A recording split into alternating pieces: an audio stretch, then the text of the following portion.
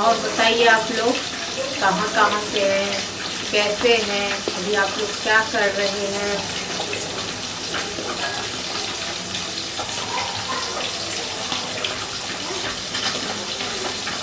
जो लोग मछली खाते हैं तो रोहू मछली किस किस को पसंद है आप लोगों में से।